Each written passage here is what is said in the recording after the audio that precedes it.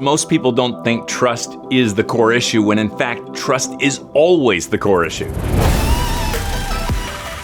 We might think it's a leadership issue. It's not. The reason I follow a leader or not is trust.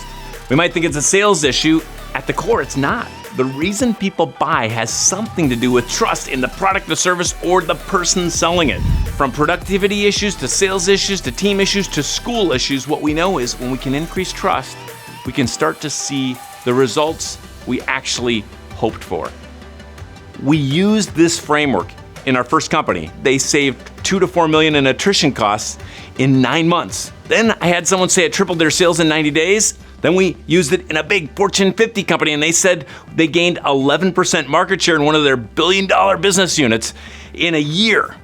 Trust is not a soft skill that affects leadership, sales, attrition, retention, diversity issues more than anything else. That begged the question, well then, how is trust built?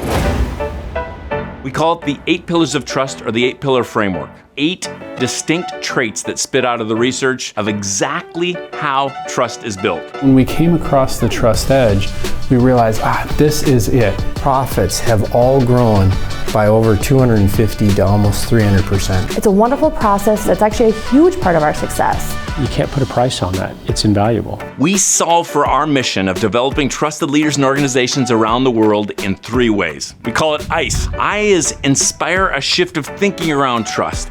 Then we move to C, clarify. We have to clarify. We want to measure trust. We want to close gaps. We want to guide organizations and individuals and leaders in how to close gaps of trust.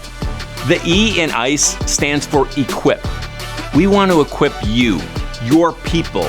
We can certify you in this work. We give access to an amazing platform where you can measure trust. You can train on trust. You can create a common language about how to build trust. We help give them a pathway for deepening trust, increasing trust on their teams, in their culture, so people can perform at their best.